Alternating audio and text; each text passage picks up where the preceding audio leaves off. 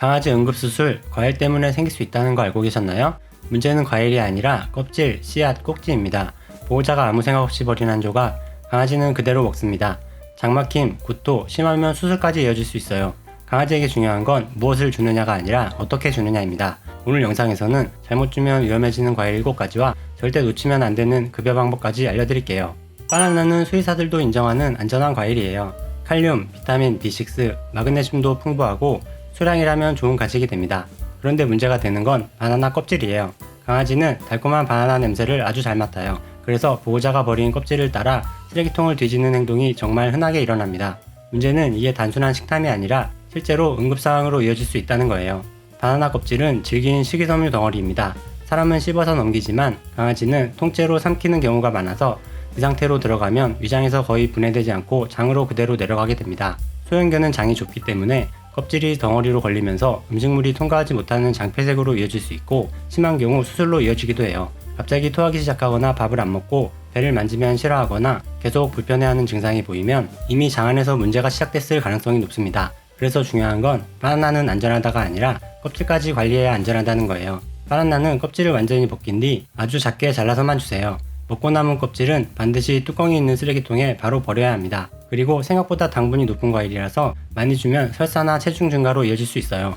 소형견 기준으로 하루 한두 조각 정도면 충분합니다. 안전한 과일도 어떻게 주고 어떻게 치우느냐에 따라 위험한 음식이 될 수 있습니다. 껍질 하나 제대로 버리는 것, 그게 보호자가 할 수 있는 가장 확실한 예방입니다. 빨갛게 잘 익은 토마토 과육은 강아지에게 괜찮습니다. 실제로 고급 사료 성분에도 토마토가 들어가 있는 경우가 있어요. 그래서 많은 분들이 토마토는 그냥 안전한 과일이다 이렇게 생각하기 쉽습니다. 그런데 중요한 건 토마토는 부위에 따라 완전히 다른 음식이라는 점입니다. 토마토 꼭지와 초록색 덜 익은 부분에는 토마틴이라는 알칼로이드 성분이 들어있는데 강아지에게는 소화기관을 자극하고 경우에 따라 신경계에도 부담을 줄 수 있는 성분이에요. 강아지가 바닥에 떨어진 꼭지 하나를 주워 먹으면 가볍게는 구토나 설사 같은 위장 문제가 나타날 수 있고 양이 많거나 아이 상태에 따라 무기력, 침울림, 이상행동 같은 반응으로 이어질 수도 있어요. 토마틴은 덜 익을수록 농도가 높아집니다. 그래서 초록색 토마토, 줄기와 잎부분이 가장 위험한 구간이에요. 집에서 토마토를 키우는 분이라면 강아지가 호기심으로 잎을 씹거나 떨어진 열매를 먹는 사고가 실제로 자주 발생합니다. 그리고 피자 소스, 케첩처럼 가공된 토마토 제품은 양파, 마늘, 소금 같은 성분이 들어있기 때문에 강아지에게는 훨씬 큰 부담이 됩니다. 그래서 토마토를 줄 때는 과육만 괜찮다가 아니라 위험한 부위를 완전히 제거했는지를 먼저 확인해야 합니다. 꼭지는 잎사귀 하나 남기지 말고 떨어진 조각까지 바로 치워주세요. 좋다고 준 과일보다 방치된 한 조각이 더 위험할 수 있습니다. 작은 습관 하나가 아이를 지킬 수 있습니다. 수박은 괜찮다고 생각해서 더 쉽게 많이 주게 되는 과일이에요. 그래서 실수도 더 자주 일어납니다. 수박 과육은 92%가 수분이라 탈수 예방에도 좋고 비타민까지 풍부한 훌륭한 여름 간식인 건 맞아요. 그런데 보호자가 먹고 남긴 수박 껍질을 강아지가 갉아먹게 두면 안 됩니다. 초록 껍질과 하얀 부분은 강아지 소화기관이 잘 처리하지 못해요. 이게 장 안으로 들어가면 분해되지 않고 그대로 남아서 장벽을 자극하거나 덩어리로 뭉치면서 장막힘으로 이어질 수 있어요. 수박 씨앗도 한두 개는 큰 문제가 없을 수 있지만 여러 개를 한 번에 먹으면 이야기가 달라집니다. 씨앗이 장 안에 쌓이면서 소화 흐름을 방해하고 위장장애나 설사, 복통으로 이어질 수 있어요. 흰색의 덜 여문 씨앗도 작다고 안전한 게 아니라 오히려 더 많이 먹기 쉬워서 위험해질 수 있어요. 그래서 수박은 과육은 안전하다가 아니라 제거를 제대로 했을 때만 안전하다는 게 핵심입니다. 수박을 줄 때는 씨앗을 완벽히 제거하고 초록 껍질과 하얀 부분도 완전히 잘라낸 다음 빨간 과육만 잘라서 소량 주세요. 그리고 수박은 얼려서 주면 더위 해소에도 도움이 되고 천천히 먹게 돼서 과식도 줄일 수 있어요. 먹고 남은 수박 껍질을 그냥 두는 순간 강아지 입장에서는 먹을 수 있는 간식이 됩니다. 반드시 바로 치워서 강아지가 접근하지 못하는 곳에 버려주세요. 수박은 준비만 제대로 하면 충분히 안전하게 나눌 수 있습니다. 참외 깎을 때 가장 달콤한 가운데 부분 강아지한테 양보하신 적 있으신가요? 그런데 참외는 그 달콤한 부분이 문제입니다. 참외 한가운데 씨앗을 감싸고 있는 하얀 부분을 퇴자라고 하는데요. 이 퇴자와 씨앗은 강아지 소화기관에서 잘 분해되지 않습니다. 질감이 물컹하면서도 섬유질이 많아서 장 안에서 덩어리처럼 뭉치기 쉬운 구조예요. 소형견은 장이 더 좁기 때문에 이 덩어리가 장을 자극하면 구토나 설사 같은 단순한 증상으로 끝나지 않고 장염이나 장 막힘으로 이어질 가능성도 있습니다. 그리고 참외의 또 다른 문제점은 당분입니다. 참외는 생각보다 당도가 높은 과일이에요. 수박보다도 높은 편이라서 한 번에 많이 먹으면 혈당이 빠르게 올라갈 수 있습니다. 건강한 강아지도 과하게 먹으면 설사나 복부팽만 같은 문제가 생길 수 있고 당뇨가 있는 강아지는 더 위험해집니다. 인슐린 조절이 어려운 상태에서 당분이 한꺼번에 들어오면 혈당이 급격하게 올라가면서 컨디션이 무너질 수 있어요. 그래서 참외는 좋은 과일이다가 아니라 처리하지 않으면 위험해지는 과일입니다. 참외를 줄 때는 씨앗과 하얀 태자 부분을 숟가락으로 완전히 긁어내고 껍질도 두껍게 제거한 뒤 단단한 노란 과육만 얇게 잘라서 소량만 주는 게 안전합니다. 달콤한 걸 나눠주고 싶은 마음은 이해하지만 강아지에게는 달콤함보다 소화 가능 여부가 더 중요합니다. 그 마음이 아이 몸에 닿으려면 반드시 준비가 먼저입니다. 파인애플 과육은 천연 소화 요소인 브로멜라인이 풍부해서 단백질 소화를 도와주는 이점이 있어요. 하지만 파인애플에서 가장 위험한 부위는 가운데를 관통하는 딱딱하고 질긴 심지예요. 사람도 씹기 힘들어서 뱉어내는 부분이죠.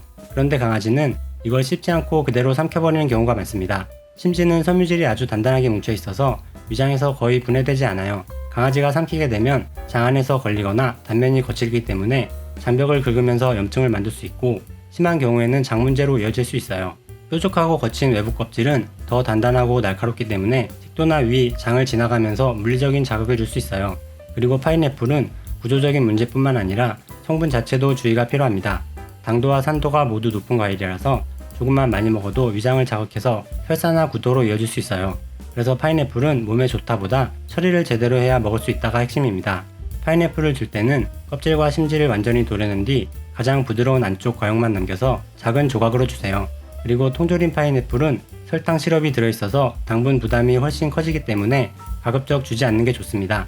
파인애플을 깎고 남은 껍질과 심지는 강아지 눈에 먹을 수 있는 단단한 간식처럼 보이기 때문에 그대로 두면 주워먹는 사고로 이어질 수 있어요.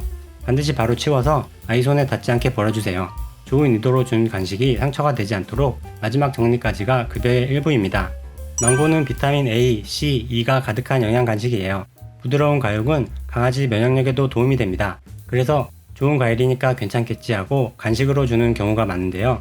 하지만 망고 껍질에는 우르시올이라는 자극 성분이 있어서 강아지 입 주변과 피부, 구강점막을 자극할 수 있어요.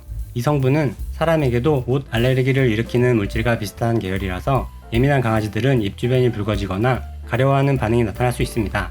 심한 경우에는 구강 안쪽이나 위장까지 자극이 이어져서 침을 많이 흘리거나 식욕이 떨어지는 모습으로 나타나기도 해요. 그리고 망고 씨앗은 납작하고 크기가 크죠. 문제는 이게 생각보다 미끄럽고 단단하다는 겁니다. 강아지가 핥다가 그대로 목구멍으로 넘기는 사고가 실제로 자주 발생합니다. 이때 가장 위험한 상황은 기도를 막는 질식입니다. 순간적으로 숨을 못 쉬는 응급 상황으로 이어질 수 있어요. 또 운 좋게 넘어간다고 해도 장 안에서 걸리면서 장폐색으로 이어져 수술까지 가는 경우도 있습니다. 그래서 망고는 과육만 보면 안전한 과일이 아니라 껍질과 씨를 완벽히 제거해야만 가능한 과일입니다. 망고를 줄 때는 껍질을 완전히 제거하고 씨앗 근처 과육까지 피해서 가장 안쪽에 부드러운 과육만 작게 잘라주세요. 그리고 당분이 매우 높은 과일이라서 많이 주면 설사나 체중 증가로 이어질 수 있기 때문에 반드시 소량만 급여해야 합니다. 망고는 먹이는 것보다 제거가 더 중요한 과일입니다. 복숭아와 자두 과육은 비타민 A와 섬유질이 풍부해 소량은 강아지에게도 좋은 간식이 될 수 있습니다. 그런데 이 과일들은 과육과 씨앗의 위험도가 완전히 다릅니다.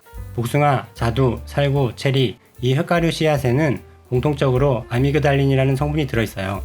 강아지가 씨앗을 깨물면 체내에서 시안화물이라는 청산가리 계열 물질로 바뀔 수 있습니다.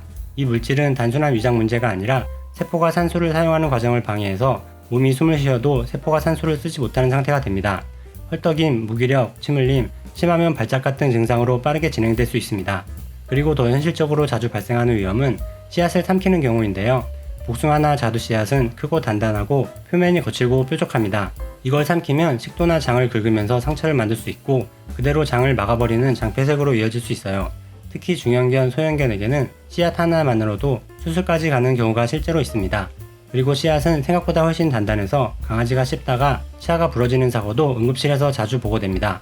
그래서 이 과일은 씨만 빼면 된다 수준이 아니라 씨 자체를 아예 접근 못하게 해야 하는 과일입니다. 복숭아와 자두는 강아지와 완전히 분리된 공간에서 드세요. 먹다가 떨어뜨린 씨앗 하나, 그게 가장 위험한 상황입니다. 씨앗은 반드시 뚜껑 있는 쓰레기통에 즉시 버리고 과육을 줄 때는 씨앗 주변 부분까지 완전히 도려낸 뒤 작은 조각으로만 주셔야 합니다. 여기서 끝이 아니라 먹고 난 뒤 바닥까지 한 번 더 확인하는 것, 이게 사고를 막는 마지막 단계입니다. 보호자의 습관이 강아지의 생명을 지킬 수 있습니다. 과일은 건강한 음식이 맞아요. 하지만 강아지에게는 무엇보다 어떻게 주느냐가 더 중요합니다. 씨앗, 껍질, 심지, 꼭지, 우리가 넘긴 그 부분이 응급 상황의 원인이 될 수 있어요.